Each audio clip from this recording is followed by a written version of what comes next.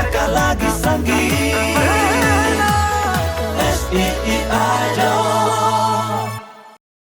SEE आइडलका परिकल्पनाकार Dambar Kumar Tumbapo, अध्यक्ष Phaktanglung media house प्राली, फक्ताङलुङखबर.com, FTL अनलाइन TV।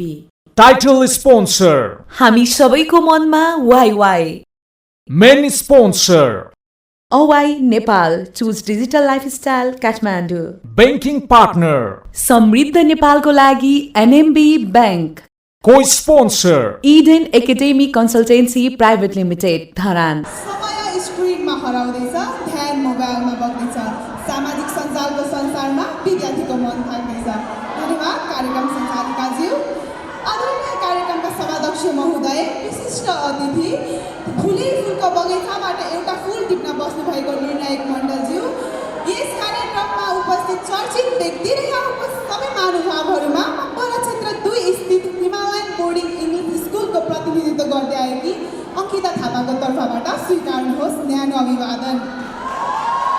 आज FTL अनलाइन टिभीद्वारा आयोजित SEE Idol सिजन 6 को ग्रान्ड फिनालेमा फाइनलिस्टका रूपमा यस मञ्चमा उपस्थित भई आफ्नो प्रतिभा देखाउने अवसर दिनुभएकोमा म यस कार्यक्रमका शुभारम्भकर्ताज्यूप्रति हार्दिक धन्यवाद व्यक्त गर्न चाहन्छु।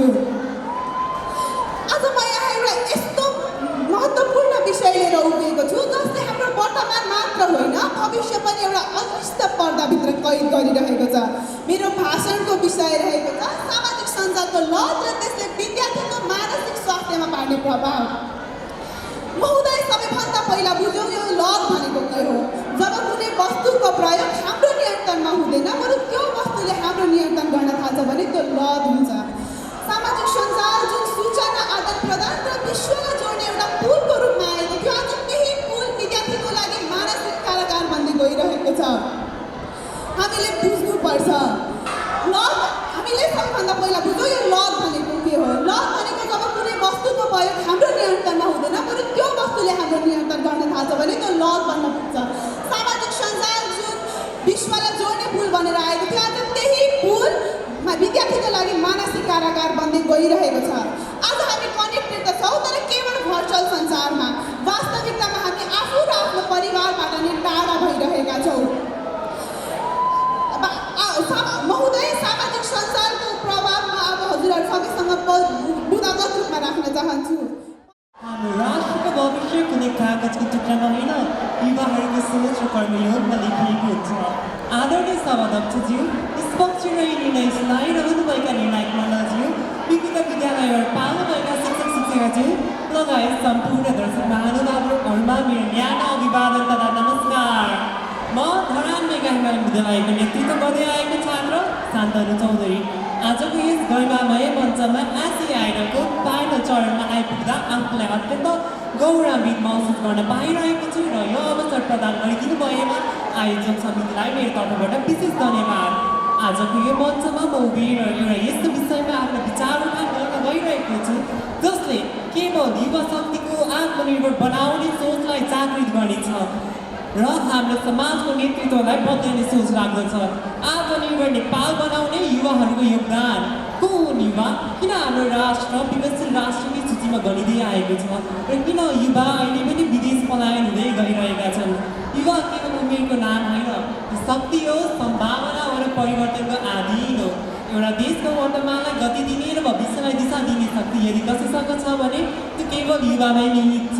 हाम्रो देश नेपाल प्राकृतिक सम्पदाले सुशोभित राष्ट्र हो। यहाँ अग्ला हिमशृङ्गहरू छन् भने कयौँ प्राकृतिक सौन्दर्यले भरिएको बगैँचाहरू र आकर्षक भूमिहरू छन्। तैपनि विडम्बना हाम्रो राष्ट्र अझै पनि विकसशील राष्ट्रको सूचीले गरिँदै आएको छ।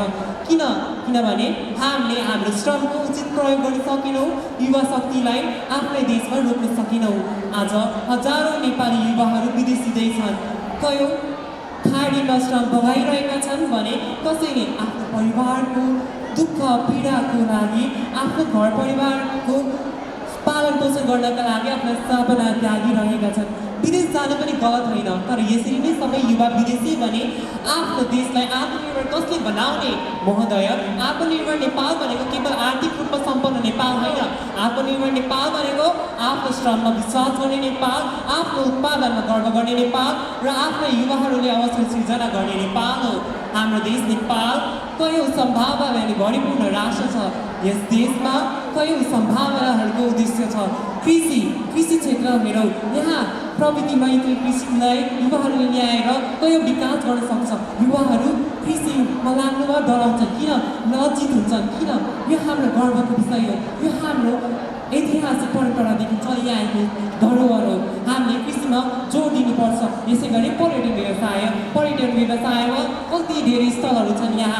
यहाँ पदयात्रादेखि लिएर कयौँ ऐतिहासिक गतिविधिहरू, ऐतिहासिक संस्कृतिहरूको संरक्षण लगायत कयौँ गतिविधिहरूमा संलग्न भए कृषि क्षेत्र र अन्य सांस्कृतिक क्षेत्रमा पनि प्रोत्साहन गर्न सक्छौँ। यसै गरी हाम्रो युवा एउटा असल उद्यमी बन्यो भने पनि ठुलो सफलता हासिल गर्न सक्छन्। आजको छोटो प्रारम्भबाट युवाले ठुलो सफलता हासिल गरिसकेका छन्। हाम्रो यो अवस्था यस्तो नहुनुको कारण आफ्नै देशमा उत्पादनशीलता नहुनु हो।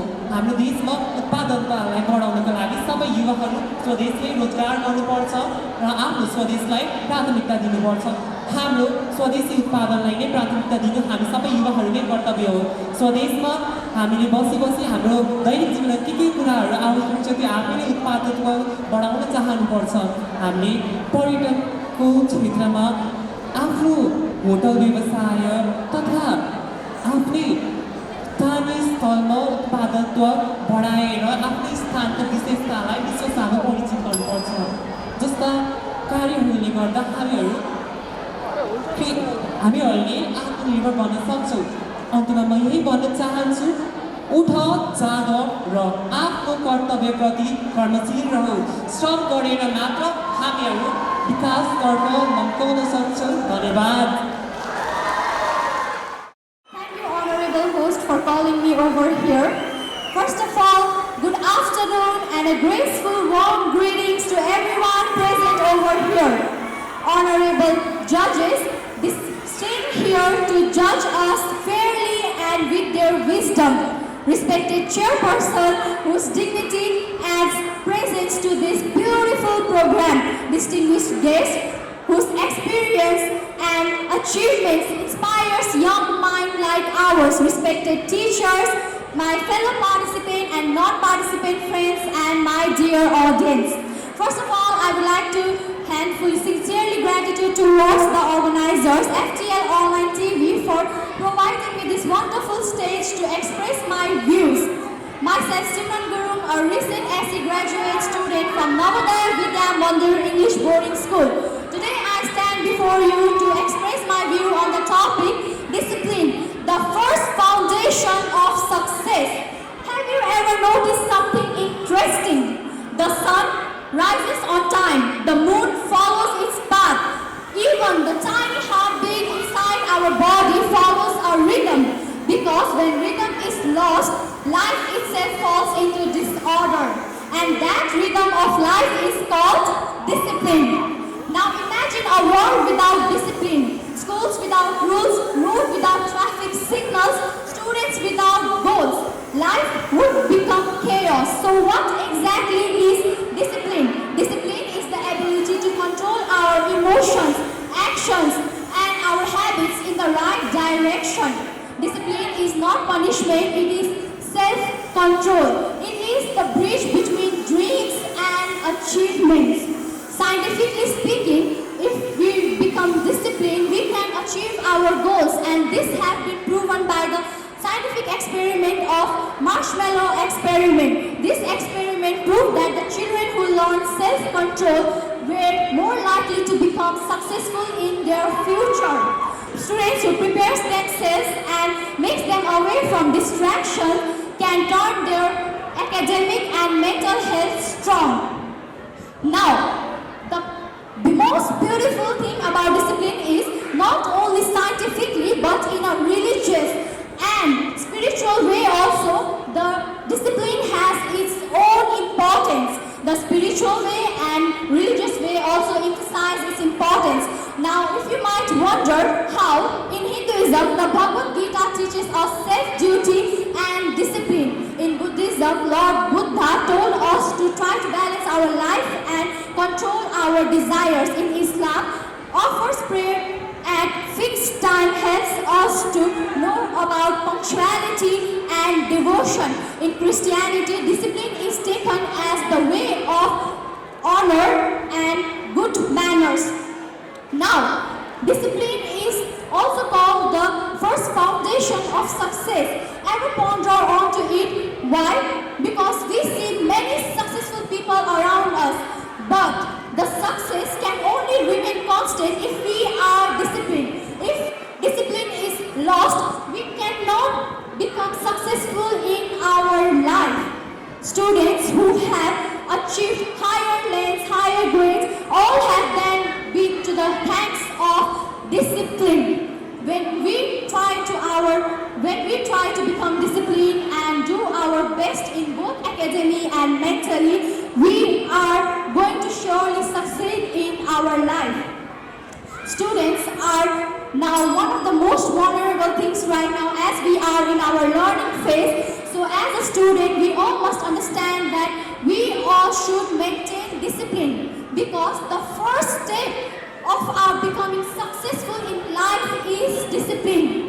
Before I end, I would like to kindly remind you all, wherever discipline leads, success follows silently. I repeat again, wherever discipline leads, success follows silently. Thank you everyone. Have a wonderful day ahead. खेतहरूले युवाहरूका सपना हुर्काउँथे, तर आज त्यही युवाहरू विदेशमा गएर आफ्ना पसिना बगाइरहेका छन् र आफ्नो माटो भने विदेशी तरकारीहरू कुरेर बसिरहेका छन्। समस्या हाम्रो माटोको होइन, समस्या कृषिप्रति हाम्रो सोच र आधुनिकीकरणको अभावको हो। धन्यवाद कार्यक्रम सञ्चालकज्यू।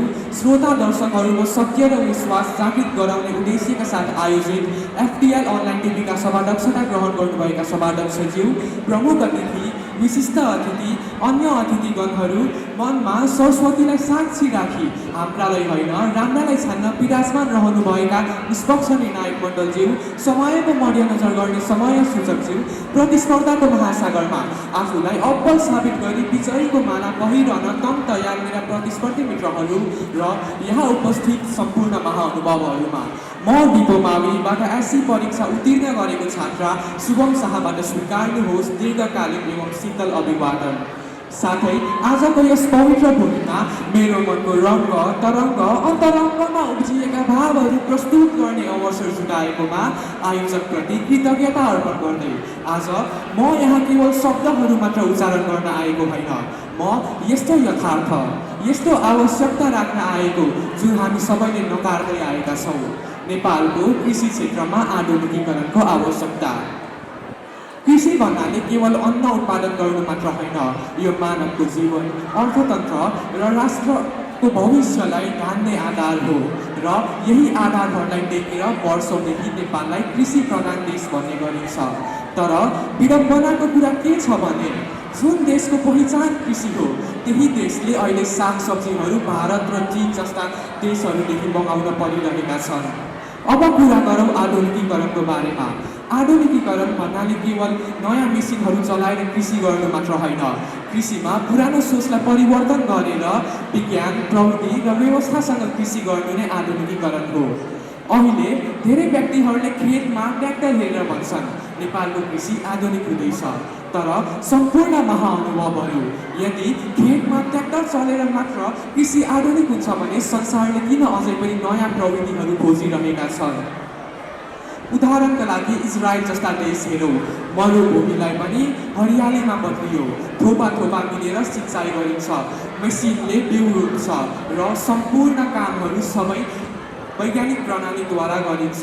त्यस्तै सिङ्गापुरलाई पनि हेरौँ, सिङ्गापुरमा त केवल माटोमा मात्र खेती सीमित छैन, छत छतमा पानी प्रणालीको प्रयोग गरेर खेती गर्ने गरिन्छ र सम्पूर्ण कामहरू त्यहाँ पनि मसिनले नै गरिन्छ।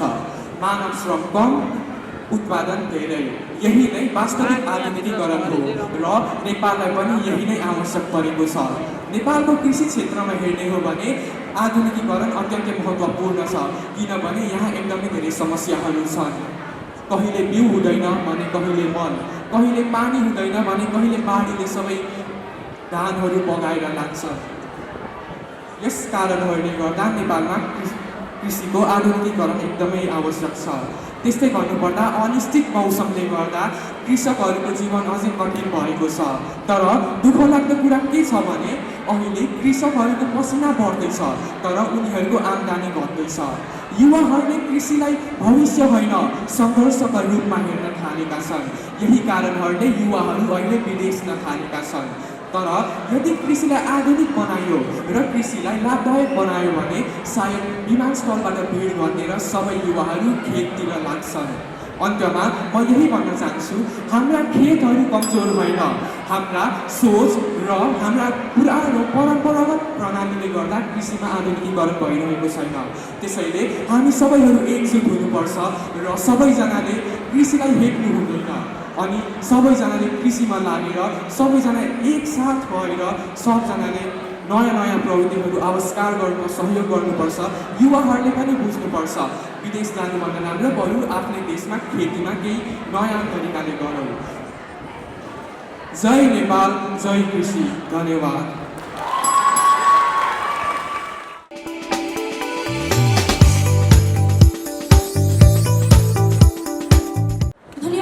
कार्यक्रम सञ्चालिकाज्यू सदैव सभाध्यक्ष महोदय, प्रमुख अतिथि, विशिष्ट अतिथि, अतिथिज्यूहरू, न्यायलिपि तराजु लिएर उत्कृष्ट मध्येको उत्कृष्ट वक्ता छान्न बस्नुभएको निष्पक्ष निर्णायक मण्डलज्यूहरू, जितको माला पुरिन आतुर मेरा प्रतिस्पर्धी मित्रहरू एवं मैले मान्नुपर्ने मलाई हेर्नुहुने सम्पूर्ण दर्शकवृन्दहरू र सुनिरहनुहुने श्रोतागणहरू, स्वीकार्नुहोस् म इटली 6 सुनसरीमा अवस्थित मोडर्न प्रिपरेटरी सेकेन्डरी बोर्डिङ स्कुलको प्रतिनिधित्व गर्दै आएकी खुसी पृष्ठपोषकबाट न्याय नमस्कार।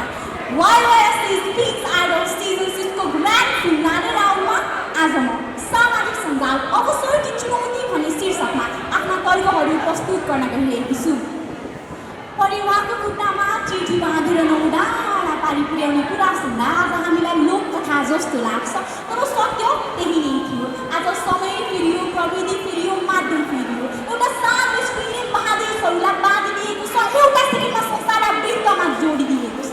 तर महोदय प्रश्न उठ्छ, आज सामाजिक सञ्जालले संसारको दूरी त घटायो तर कतै यसले हाम्रो मनको दूरी त बढाएको छ।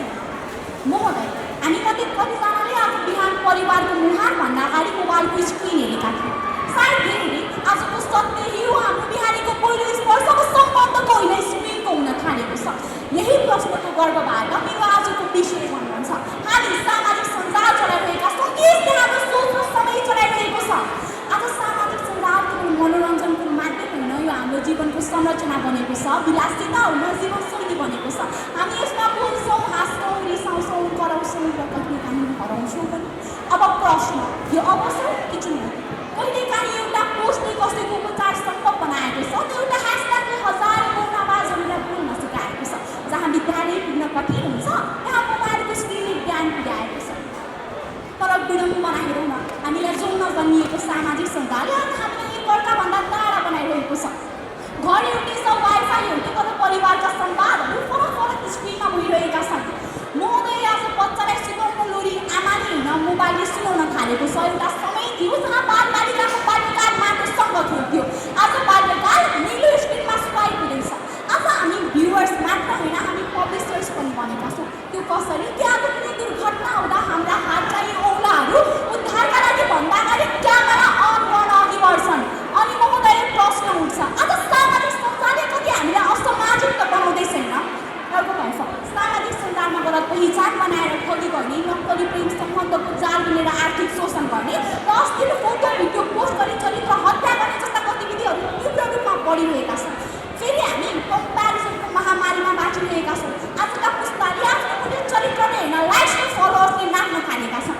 झुटो सफलता, देखावटी मुस्कान र कृत्रिम जीवनशैलीले व्यक्तिको मस्तिष्क, ध्यान र व्यवहारमा ठुलो असर पारिरहेको छ। फेरि आज एआईले सत्य जस्तो देखिने झुट बनाउन थालेको छ, जसले गर्दा समाजमा साइबर दुर्व्यवहार, गलत सूचना र भ्रमले ठुलो खाडल सिर्जना गरेको छ। महोदय,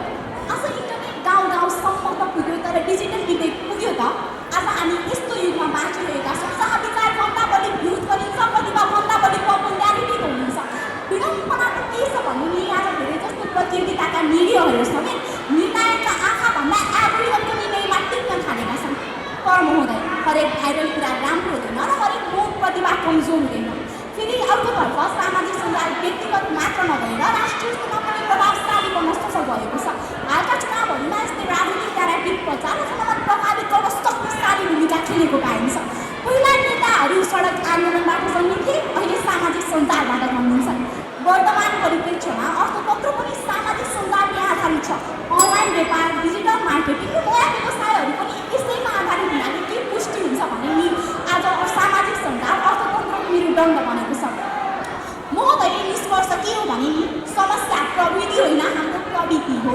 सामाजिक सञ्जालले समाजलाई बिगार्ने होइन, हाम्रो चरित्रलाई उजागर गर्ने काम गर्छ। हामी यसमा के लेख्छौँ, के पोस्ट गर्छौँ र के सेयर गर्छौँ, यही हाम्रो चरित्रको वास्तविक प्रतिबिम्ब हो। यदि हाम्रो सोच, व्यवहार र नैतिक मान्यता बलिया छन् भने कुनै पनि डिजिटल उपलब्धि हाम्रो लागि वरदान बन्न सक्छ। त्यसैले प्रश्न सामाजिक सञ्जाल अवसरको चुनौती भन्ने होइन, हामी कस्तो प्रयोगकर्ता भन्ने हो। फेरि हामीलाई थाहा छ नि, आगोले खाना पनि पकाउँछ, घर पनि डढाउँछ। त्यहाँ समस्या आगोको होइन, नियन्त्रण गर्ने हातको हुन्छ। त्यसैले सामाजिक सञ्जाल अवसरको चुनौती भन्ने प्रश्नको उत्तर पूर्ण हामी प्रयोगकर्तामा निर्भर हुन्छ। यति मात्रै भनेर मलाई यही बुझाउँछु। हजुर सम्पूर्णको दिन शुभ जाओस्। धन्यवाद। हिजो कलमले सपना कोर्थे, आज एआईले संसार देखाइरहेको छ। तर इतिहास उसैले रच्न सक्छ जसको सोच आजको एआई भन्दा माथि उठिरहेको छ। धन्यवाद छ कार्यक्रम सञ्चालिकाज्यू। यस गरीमा म यस सभाका सभा अध्यक्षज्यू, प्रमुख अतिथि, विशिष्ट अतिथि, अन्य अतिथिज्यूहरू, आजको यस कार्यक्रममा मुख्य भूमिका खेल्नुहुने, मनमा सरस्वतीलाई साँची, हातमा कापी र कलम बोकी हजारौँ चम्किला तारामध्ये अलि बढी चम्किलो कुन छ भने चिन्न बस्नुभएका निष्पक्ष निर्णायक मण्डल, समयस्थज्यू, मेरा सम्पूर्ण प्रतिस्पर्धी अप्रतिस्पर्धी साथीहरू, मलाई निहालेर हेर्नुहुने सम्पूर्ण दर्शकहरू र मेरो आवाजलाई सुनिदिनुहुने सम्पूर्ण श्रोतागणप्रति म Everest children home secondary boarding स्कुलबाट एसई उत्तीर्ण गर्न बसेकी छात्रा हिमा घिमिरेको तर्फबाट स्वीकार्नुहोस् न्यानो नमस्कार। आज यस वक्तागत मिडिया हाउस प्रालीद्वारा आयोजित वक्तृत्व कला प्रतियोगितामा भाग लिन पाउँदा म आफूले आफूलाई निकै भाग्यमान ठान्दछु। सुअवसर प्रदान गर्नुभएकोमा आयोजक टिमप्रति आभार व्यक्त गर्दछु। र मेरो आजको वक्तृत्वको विषयवस्तु रहेको छ एआईले विद्यार्थीको समग्र विकासमा पारेको प्रभाव। महोदय, आजको युग विज्ञान तथा प्रविधिको युग हो। संसार दिन प्रतिदिन परिवर्तन भइरहेको छ। हिजो कल्पना जस्तो लाग्ने कुरा आज वास्तविकता बनेको छ।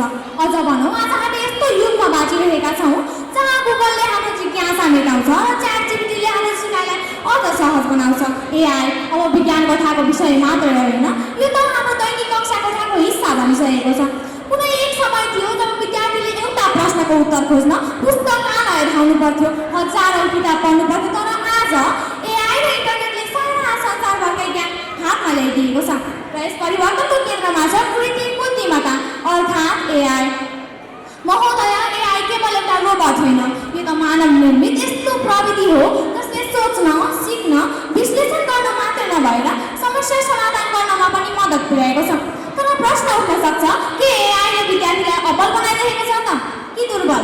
म त भन्छु एआई एक आगो जस्तै हो, जसको सही सदुपयोग गर्न सकियो भने यसले हामीलाई उज्यालो दिन्छ र यसको गलत प्रयोग गरियो भने यसले हाम्रो भविष्य नै जलाएर राख्न लगिन्छ। सभाध्यक्ष महोदय, आफ्नो सुनौलो भविष्य र देशको विकासका लागि ज्ञान आर्जनमा समय दिने व्यक्तिहरूलाई नै विद्यार्थी भनिन्छ। त्यत्तिकैमा विद्यार्थीको समग्र विकास भन्नाले केवल किताबी ज्ञान मात्र होइन, औपचारिक विद्यालयको शिक्षा मात्र होइन, यो त विद्यार्थीको भौतिक, नैतिक, बौद्धिक, सृजनात्मक र सामाजिक क्षेत्रमा आउने सकारात्मक परिवर्तन हो। अब कुरा गरौँ एआईले विद्यार्थीको समग्र विकासमा पारेको सकारात्मक र नकारात्मक प्रभावबारे। सकारात्मक प्रभावमा पहिला आफूदेखि टाढा रहेका आमा बुबा दाजुभाइको खबर बुझ्नको लागि चिठीको प्रयोग गरिन्थ्यो। तर त्यो पठाएको चिठी पनि कति हप्ता र महिनापछि मात्र प्राप्त गरिन्थ्यो। तर आज एआई र इन्टरनेटका कारण एकै सेकेन्डमा विश्वभरका मानिसको खबर बुझ्न सकिन्छ। आज गणितका कठिन सूत्रदेखि लिएर विज्ञानका जटिल सिद्धान्तसम्म एआईका कारण सजिलै र सरलै भाषामा बुझ्न सकिन्छ। आज गाउँको एउटा सामान्य परिवारको विद्यार्थीले पनि विश्वको सबै जानकारी प्राप्त गर्न सक्छ। महोदय, यो केवल एआईको विकास होइन, शिक्षामा समान अवसरको सुरुवात हो। तर समाध्यक्ष महोदय, जहाँ प्रकाश हुन्छ त्यहाँ छाया पनि हुन्छ। त्यस्तै एआईको गलत प्रयोगले गर्दा आज विद्यार्थीको सोच्ने क्षमतामा कमी देखा परेको छ। आज धेरै जस्ता विद्यार्थीहरू आफूले सोच्नुभन्दा एआईको प्रयोग गर्छन् र एआईले दिएको उत्तर जस्ताको त्यस्तै कपी पेस्ट गर्छन्, जसका कारण आज विश्वमा बौद्धिक चोरी बढ्दै गएको पाइन्छ। यति मात्रै कहाँ हो र, यसको गलत प्रयोगका कारण गलत वा भ्रमपूर्ण समाचारको जोखिम बढ्ने, विद्यार्थीमा आत्मअनुशासनको कमी आउने, समयको दुरुपयोग हुने मात्रै नभएर सामाजिक सम्बन्ध कमजोर हुने आदि समस्या देखा परेका छन्। समाध्यक्ष महोदय, एआईले उत्तर दिन सक्छ तर सङ्घर्ष गर्न सिकाउन सक्दैन। एआईले जानकारी दिन सक्छ तर संस्कार दिन सक्दैन। एआईले आवाज चिन्न सक्छ तर आमाको ममता चिन्न सक्दैन। त्यसैले प्रविधि जतिसुकै विकसित भए तापनि मानवीय भावना र नैतिकता भन्दा कहिले हुन सक्दैन। मानवीय निर्णायकहरू, यदि एआई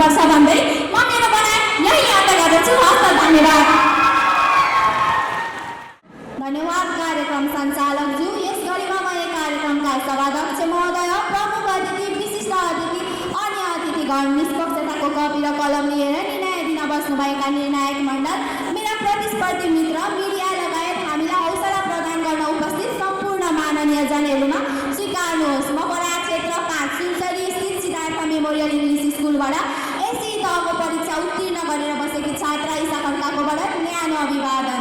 कप्तान मिडिया हाउस प्राधिद्वारा विगतको 6 वर्षदेखि एसई दिएर बसेका विद्यार्थीहरूको कला र प्रस्तुतिलाई ठुलो मञ्चमा प्रस्तुत हुने मौका दिइरहनु भएको छ र यसपालि मैले पनि आफ्ना केही कलाहरूलाई हजुरहरू सामु प्रस्तुत गर्ने मौका पाएकोमा कप्तान मिडिया हाउस प्राधिलाई धन्यवाद व्यक्त गर्न चाहन्छु। र आज म एकदमै आधुनिक र भविष्यसँग जोडेको विषयमा आफ्ना केही भनाइहरू राख्न गइरहेका छु र मेरो वक्तृत्व कलाको शीर्षक रहेको छ ई लर्निङ प्लेटफर्मको उदय, प्रविधिले शिक्षालाई कसरी परिभाषित गर्दछ त। शिक्षा भन्ने बित्तिकै हाम्रो दिमागमा के आउँछ? अगाडि कक्षा कोठा, शिक्षक, शिक्षकको हातमा कपी, किताब र ब्ल्याकबोर्ड। तर अहिले समय परिवर्तन भएको छ। अहिले शिक्षा केवल 4 पर्खालभित्र सीमित छैन। अहिले त मोबाइल फोन, ल्यापटप र इन्टरनेटले विश्वलाई नै एउटा ठुलो कक्षा कोठामा परिवर्तन गरिदिएको छ। अहिले एउटा विद्यार्थी गाउँको सानो कोठामा बसेर संसारकै उत्कृष्ट शिक्षकहरूबाट शिक्षा हासिल गरिरहेको छ। यहाँ कतिपय शिक्षक र विद्यार्थीहरू हुनुभएका कारणले हजुरहरूको अनुहारमा म ई लर्निङ भनेको के हो त भन्ने जिज्ञासा प्रश्न देख्न पाइरहेको छु। ई लर्निङ अर्थात् इलेक्ट्रोनिक लर्निङ, इन्टरनेट र प्रविधिको माध्यमबाट गरिने अध्ययनलाई ई लर्निङ भनिन्छ। पहिला शिक्षा पाउन विद्यालय जानु पर्थ्यो, टाढा टाढा यात्रा गर्नु पर्थ्यो, महँगा पुस्तकहरू किन्नु पर्थ्यो। तर अहिले केवल एउटा मोबाइल फोन र इन्टरनेटले हजारौँ पुस्तक र अनगिन्ती ज्ञानहरू हाम्रो हातमा ल्याइदिएको छ। तर पक्ष उठ्छ, के साँच्चै नै प्रविधिले शिक्षालाई परिवर्तन गर्दैछ त? हो, केवल परिवर्तन मात्र होइन, यसले पूर्ण परिभाषित गरिरहेको छ। कोरोनाको समयमा संसार रोकियो, विद्यालय बन्द भयो, कक्षा कोठा सुनसान भयो, तर केवल एउटा कुरा रोकिएन, शिक्षा। किनभने ई लर्निङले शिक्षालाई बचायो। अनलाइन कक्षाको माध्यमबाट शिक्षकहरूले विद्यार्थीहरूलाई घर बसी पढाउनु भयो र विद्यार्थीहरू पनि रमाई घरमै बसी पढ्न पाए। विकराल ठाउँदेखिको लिएर आर्थिक अवस्थाले कमजोर भएका सबै विद्यार्थीहरूले ई लर्निङको मार्फतबाट निःशुल्क शिक्षा पाइरहेका छन्। तर यति धेरै सकारात्मक पक्ष हुँदाहुँदै पनि यसका केही चुनौतीहरू पनि छन्। धेरै मोबाइल हेर्नाले लत लाग्न सक्ने, गेम र भिडियो गेमतिर ध्यान आकर्षण हुन सक्ने गर्दछ। तर यति धेरै कुरा हुँदाहुँदै पनि एउटा कुरा कहिले बदलिएन, शिक्षाको महत्त्व। मोबाइलले हामीलाई ज्ञान दिन्छ, प्रेरणा दिन सक्दैन। शिक्षकले हामीलाई जीवनमा चाहिने सम्पूर्ण ज्ञान भनेको हामीलाई हाम्रो शिक्षकहरूले नै दिनुहुन्छ। त्यसैले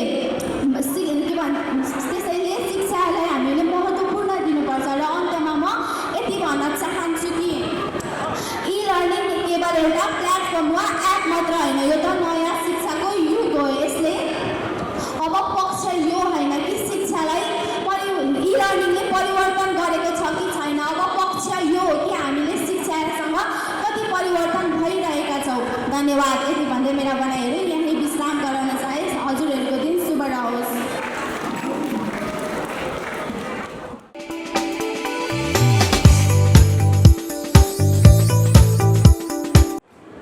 धरतीले छाती पिटेर आँसु झारिरहेछ, मानवको अन्धो लोभले प्रकृति हारिरहेछ। ए मानव कस्तो मानव, तिमी अझै चेत नखुल्ने, इतिहासले तिमीलाई दिनरात धिक्कारिरहेछ। धन्यवाद कार्यक्रम सञ्चालकज्यू, आदरणीय यस गरिमामय सभाका सभाध्यक्ष महोदय, प्रमुख अतिथिज्यू, विशिष्ट अतिथिज्यू लगायत सम्पूर्ण अतिथिगणहरू, शब्दको सारा भावको गहिराई नाप्न विराजमान निर्णायक मण्डलज्यू र मलाई तालीका साथ हौसला प्रदान गर्न बस्नुभएका श्रद्धेय श्रोता मण्डली, स्वीकार्नुहोस् भद्रपुर नगरपालिका वडा नम्बर 2 स्थित श्री सरस्वती माध्यमिक विद्यालयबाट भर्खरै एसी तहको परीक्षा दिएर बसेका विद्यार्थी प्रज्ञान कोरेलाको तर्फबाट दीर्घकालीन एवं शीत अभिवादन। आज मिति 2083 साल जेठ महिनाको 8 गते भइरहेको भव्य र सभ्य फाइनल समारोहमा मलाई पनि वक्ताका रूपमा आफ्नो भनाइहरू राख्ने अवसर प्रदान गरिदिनु भएकोमा आयोजक टिमप्रति हार्दिक आभार व्यक्त गर्न चाहन्छु। अब भने म ढिला नगरी मेरो शीर्षकतिर लम्किन चाहन्छु। आजको मेरो वक्तृत्व कलाको शीर्षक रहेको छ ग्लोबल वार्मिङका समस्या र समाधानका उपायहरू। म मेरो भनाइहरू सुरुवात गर्नुभन्दा अगाडि सभाध्यक्ष महोदयसँग अनुमति लिन चाहन्छु। शुभाध्यक्ष महोदय, अर्थात् के हो त ग्लोबल वार्मिङ? ग्लोबल वार्मिङ भनेको कुनै साधारण ऋतुचक्र होइन, बरु यो त मानिसले फैलाएको कार्बन डाइअक्साइड र हरितगृह ग्यासका कारण वायुमण्डलमा सूर्यको ताप थुपिएर धरतीको औसत तापक्रम अस्वाभाविक र तीव्र रूपमा बढ्दै जाने एउटा अक्षम्य वातावरणीय अपराध र विनाशकारी प्रलय हो। पृथ्वी संरक्षणका अग्रदूत महात्मा गान्धीका अनुसार पृथ्वीले हरेक मानिसको आवश्यकता पूरा गर्न सक्छ, तर लोभ पूरा गर्न सक्दैन। यो भनाइको तात्पर्य के हो भने मानवको आवश्यकता प्रकृतिले सहजै धान्छ, तर मानिसको अनियन्त्रित विलासिता र अन्तहीन लोभले पृथ्वीको सर्वनाश निम्ताइरहेको छ।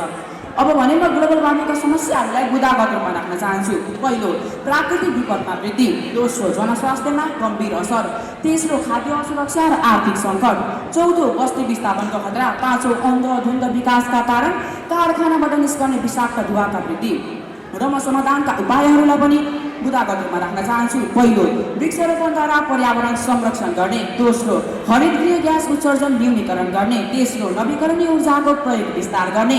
चौथो, कारखानालाई निश्चित निर्धारित औद्योगिक क्षेत्रभित्र सञ्चालन गर्ने। पाँचौँ, वातावरण र जनचेतना अभिवृद्धि गर्ने। म त केवल एक ध्वनि मात्र हो, यथार्थतै तथ्याङ्कहरूमा सलबलाइरहेको छ। जैविक विविधता सम्बन्धी संयुक्त राष्ट्रसङ्घको अध्ययन अनुसार विश्वव्यापी 1.1 डिग्री सेल्सियस तापक्रम वृद्धिका कारण सन् 2050 सम्म पृथ्वीका लगभग 10 लाख भन्दा बढी वन्यजन्तु र वनस्पति प्रजातिहरू स्थायी रूपमा लोप हुने खतरामा छन्, जसले इकोसिस्टमलाई नै धराशायी बनाउने अनुमान गरिएको छ।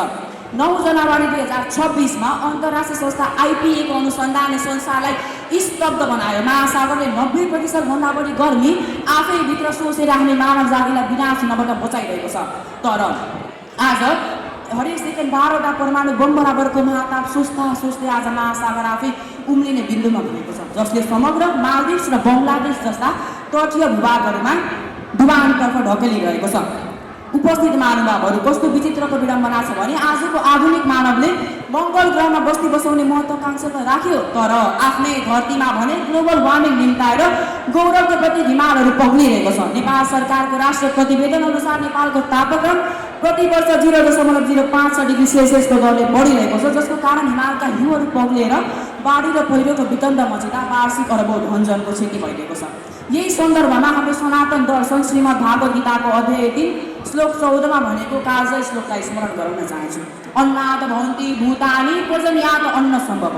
यसका अर्थात् सम्पूर्ण प्राणीको जीवन अन्नमा र अन्न वर्षामा निर्भर हुन्छ। तर कस्तो दुर्भाग्य, आज मानव गतिविधिकै कारण प्रकृतिको वर्षा चक्र नै असन्तुलित बन्दै गएको छ भन्दा कुनै दुई मत नहोला महोदय। यसको ज्वलन्त उदाहरण 2082 सालको मध्य प्रदेशको अनावृष्टि, जहाँ धान रोप्ने समयमा किसानहरूको आँखामा आँसुभन्दा बढी पीडा देखेर उनीहरूले देखेका सुनौला सपनाहरू केकमै चर्किएर सुक्न पुगे। उपस्थित महानुभावहरू, म सबैले एउटा गम्भीर प्रश्न सोध्न चाहन्छु। के हामीले हाम्रा सन्ततिका लागि धन सम्पत्ति र महँगो महल त बनाइदिउँला, तर उनीहरूको लागि फेर्ने स्वच्छ हावा र टेक्ने सुरक्षित धरती नै बाँकी राखिदिएनौँ भने के भविष्यको पुस्ताले हामीलाई पुर्खा भनेर गौरव गर्न सक्ला त? के हाम्रो यो आधुनिकताले हामीलाई समृद्धितर्फ लैजाँदैछ कि आफ्नै खुट्टामा बन्चरो हान्न सिकाइरहेको छ? अन्त्यमा बढ्दो तापक्रम र बदलिदो वातावरणले हामीलाई गहिरो सन्देश दिइरहेको छ। नेपालीमा एउटा उखान छ नि, समयमै गरेको उपाय 100 पछुतो भन्दा बेस हो। त्यसैले आजैबाट प्रकृति संरक्षणमा जुटौँ, किनकि पृथ्वी बस्यो भने मात्र हाम्रो भविष्य सुरक्षित रहनेछ।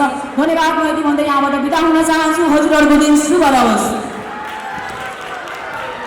धन्यवाद। कार्यक्रम उद्घोषक ज्यू, यस कड़ीमा यस सभाका सभाध्यक्षज्यू, प्रमुख अतिथिज्यू, विशिष्ट अतिथिज्यू, उपस्थित सम्पूर्ण अतिथिगणहरू एउटा हातमा कलम अनि अर्को हातमा कागज लिएर निष्पक्ष रूपमा निर्णय गर्न बस्नुभएको आदरणीय निर्णय मण्डलज्यूहरू, मैले मान्नुपर्ने उपस्थित सम्पूर्ण अग्रज्यूहरू, विषयको आशा बोकिकन बस्नुभएको प्रतियोगी साथी, अप्रतियोगी साथी, मलाई अनलाइनको मार्फतबाट हेरिराख्नु भएको सम्पूर्ण महानुभावहरूमा म धरान उपमहानगरपालिका वडा नम्बर 8 मा स्थित श्री ल्याबोरेटरी माध्यमिक विद्यालयबाट एससी दिएकी छात्रा अनुषा महराको तर्फबाट सर्वप्रथम त उपस्थित सम्पूर्ण महानुभावहरूमा न्यानोभरण साथै नमस्कार व्यक्त गर्न चाहन्छु।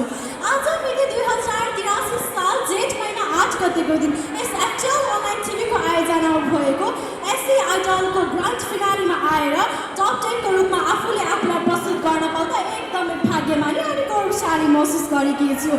सो अवसर दिनुभएकोमा सर्वप्रथम त आयोजक टिमलाई हृदयदेखि धन्यवाद ज्ञापन गर्न चाहन्छु। अब भने ढिला नगरी म सभापतिको अनुमति माग्दै मेरो विषयवस्तुतिर लाग्न चाहन्छु।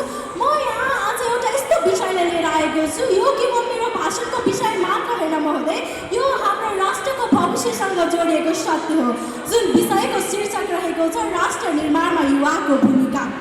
कुनै पनि राष्ट्रको नक्सा देश भूगोलले बन्छ तर राष्ट्रको भाग्य भने युवाले नै लेख्छ महोदय।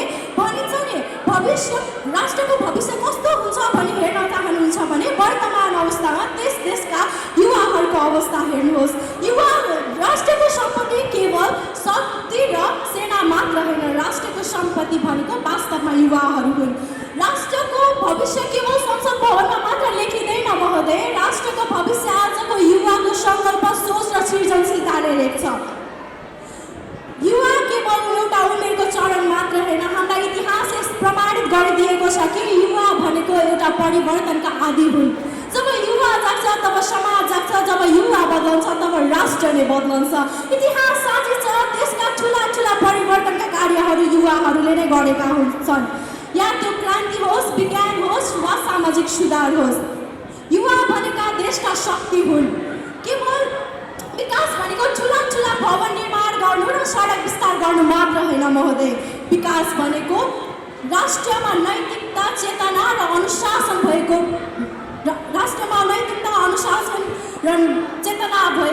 नागरिकहरू उत्पादन गर्नु हो।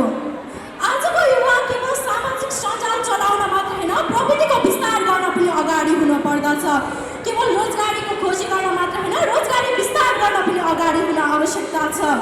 अरूको देशको विकास हेरेर ताली बजाउनु होइन, आफ्नो देश विकास गर्न नै आवश्यकता छ।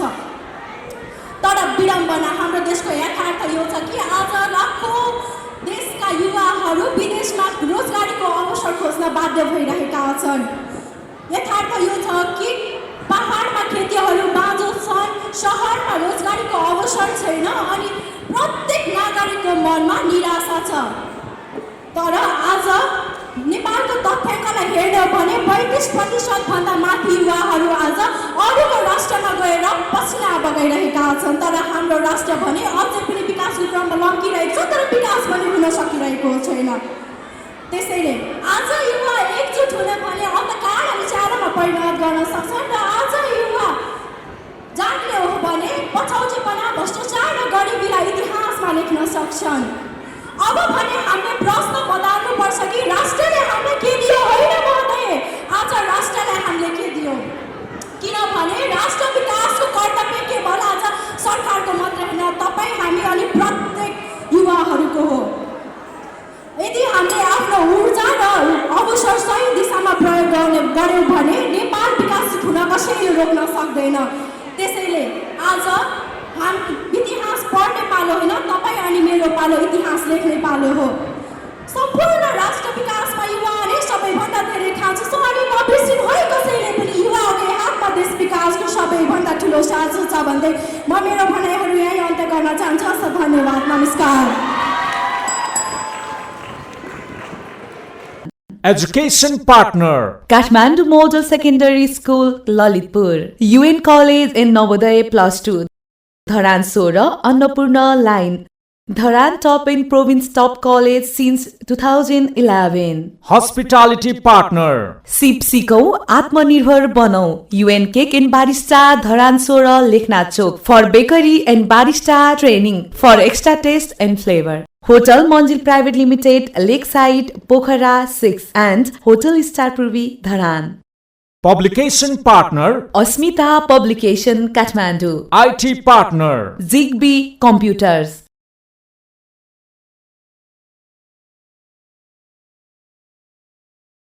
Media partner. Kosi Awaz, Kosi Patra. Prints. Ujjwal Printers, Dharan. Flex. Ganapati Advertising, Dharan 9, Acharya Line. Sound and light. Sundar Sound System, Dharan. Organized by Phoktanglung Media House Prali, phoktanglungkhabar.com, FTL Online TV.